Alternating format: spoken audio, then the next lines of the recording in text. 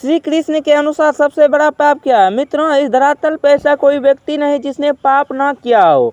जाने अनजाने में प्रत्येक मनुष्य पाप का भागी बन ही जाता है, लेकिन कई लोग ऐसे भी होते हैं जो जानबूझकर पाप करते हैं। श्री कृष्ण ने असली वजह बताई है, आखिर मनुष्य जानबूझकर पाप क्यों करते हैं। दोस्तों, इसके लिए द्वापर युग में जाना पड़ेगा, जब श्री कृष्ण और अर्जुन एक दूसरे से बात कर रहे थे। इस दौरान कुंती पुत्र अर्जुन को मन में सवाल आता है और वो केशव से पूछते हैं, मनुष्य को कई बार पता होता है कि वो क्या गलत कर रहा है और क्या सही। इसके बावजूद भी वो गलत रास्ता चुन लेते हैं और सब कुछ जानते हुए भी पाप कर बैठता, लेकिन वे खुद नहीं करता, उससे करवाया जाता है। दरअसल इसके सबसे बड़ी वजह क्रोध और लोभ। क्रोध और लोभ कामना से उत्पन्न होता है। ये कामनाएं भी भयानक होती है कि मनुष्यों से पाप करा के उसकी दुर्गति करती है। देखिए मित्र, यह तो हम सबको पता है कि अपने धीर पर नियंत्रण रखना कितना मुश्किल है। दूसरी बात यह है कि इन्हीं इंद्रियों पर कामनाओं का वास होता है। यह कामनाएं केवल पाप करवाता है कि मनुष्य का सबसे बड़ा दुश्मन होता है। इसको भेदने या इससे बचने का एक ही उपाय है, वो है ज्ञान की प्राप्ति। दोस्तों, कामनाओं की वजह से मनुष्य जो भी पाप का प्राप्त करता है, इसके लिए पुराणों में सजा भी निर्धारित। पुराण में श्री हरि पक्षीराज मरुड़ को किस तरह के पाप करने पर किस तरह की सजा निर्धारित। चोरी करना। मित्रों, यदि कोई इंसान चोरी करता है या उसको चोरी वाला काम में साथ दे, तो ऐसे लोगों को ताबी स्थल नामक दुख भोगना पड़ता है। वहीं उसे कीड़ों मकोड़ों की योनि में जगह मिलता है। योनि तो आप सब जानते ही होंगे, जो 84 लाख योनियों पुराणों में बताई गई है। यदि कोई इंसान अपने ही घर का सामान चुराता है तो उसे गिद्ध की योनि में जाता है। का पैसा लूटने वाला इंसान भारी रोग से ग्रस्त हो जाता है। दूसरे की पत्नी के साथ संबंध रखना पाप नहीं बल्कि महापाप है। जो ऐसा करता